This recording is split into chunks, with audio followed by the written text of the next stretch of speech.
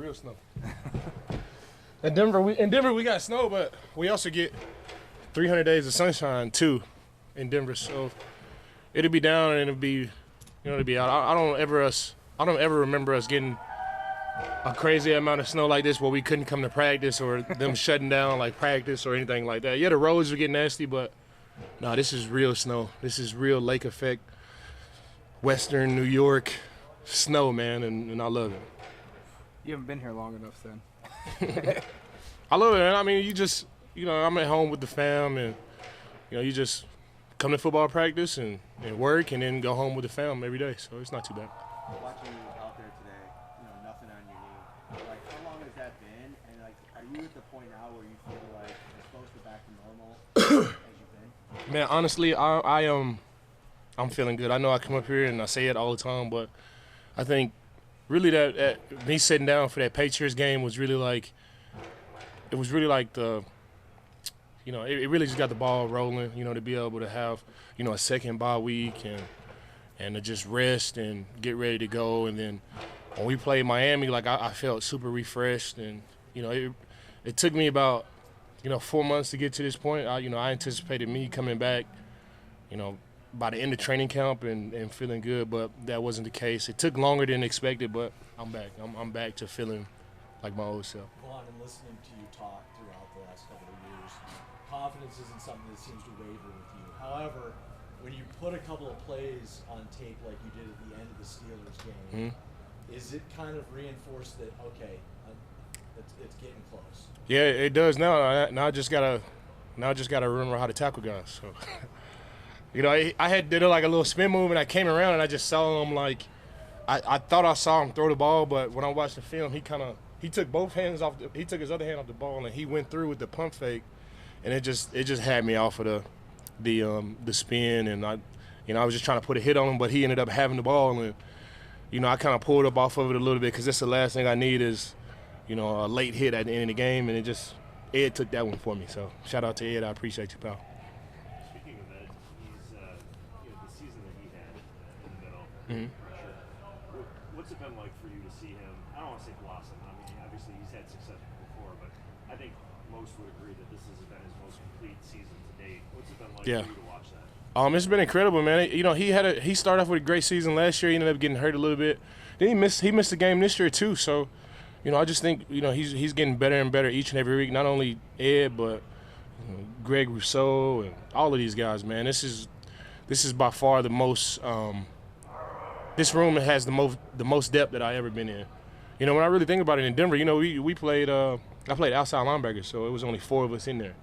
To be in here with all the defensive ends and the DTs and all of these guys, man, and to have a legit 8-9 man rotation, like it is insane, and it's been able to keep us fresh. And we got a lot of guys with sacks, tackles for loss, and we're just so deep in that room, and it's been a true blessing. And being led by Coach Washington, and it's been a wonderful room full of great men in there, and Ed and G, those guys highlight the room for sure. This game, this opponent in particular, does it feel like this is the reason that you were brought here? Yes, yes. This is the reason, why I'm brought here to close games and to advance us on to the next level. But for me, every game is the same size, and I feel like pressure comes from within. Obviously this game is for all the marbles and stuff, but it's still only 4 quarters. It's still only the same size. As I get older, I've grown to appreciate these games more. I've always appreciated these games, but as you get older and you're not at the front of your football career anymore, and you start to appreciate games like this, and you build relationships with guys on both sides. Like, I'm cool with Patrick Mahomes, Travis Kelce, all of those guys. I just did the match in Vegas with those guys, got to know those guys a lot. You still want to go out there and win, but, when you get to know these guys, man, it's just a little bit more appreciation for moments like this. 2 great quarterbacks, Josh Allen, Patrick Mahomes, divisional round, like here in Buffalo, like it doesn't get any better than this. These are the type of games that you play the sport for. And, I'm excited for it. Our team is excited for it. And it's going to be a magical game that I'll always remember for the rest of my life. With your experience with Mahomes, how is it towing the line of putting pressure on him, but understanding he makes some of his best plays out of structure if Yeah. you don't actually get home? I mean, you just never know when it's going to happen. Like, he's a magician out there, man, and he's the leader. He's one of the best quarterbacks in the league. It's Patty Mahomes. He's the total package. On and off the football field, like, he just has this aura about him, and you just want to sack him. You want to go out there and do your job and do what you've been brought here to do, and that way this offseason, I'm gonna see him this offseason, I'm sure at some point, and that way I can have all the bragging rights. So, that's just part of it, man. I love the guy off the field, but we're going to be on the field this weekend, and you want to do everything to make sure we just have one more point and win it. How has Sean McDermott kept this defense as a top 5 defense despite all of the injuries that you guys have gone through? Coach McDermott Coach Frazier was a great teacher as well. Coach McDermott is just, I think him being the head coach too, it kind of has like this added level of attention on there too, and he's a teacher first and foremost. Like, I know we call him coach and everybody sees him like coaching and stuff, but he's a teacher of men, and he breaks down the, whatever it is. He could break down the secondary to the defensive line to help us understand how it all works together. He does a great job of really putting us in his mindset, because all these defensive coordinators in the league are all great. They're all geniuses. What makes Coach McDermott different, he really puts us in his mind. When he's calling plays during the game, like, we know exactly why he's calling it, exactly what he's thinking, and we can kind of play accordingly.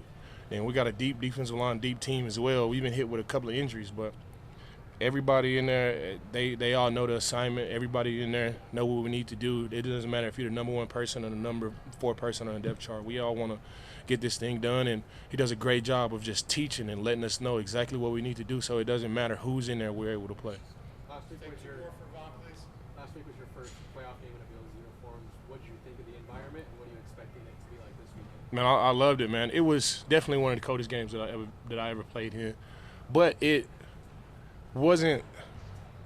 I guess it wasn't physically like cold like that, because you're out there and you have like the jacket and you buy the heaters and stuff, but when you get out on the field, like, my mouthpiece, I'm breathing in like cold air, and it just hit me right in the throat, and it was hard to breathe. It was definitely one of the coldest games when you're out there on the field.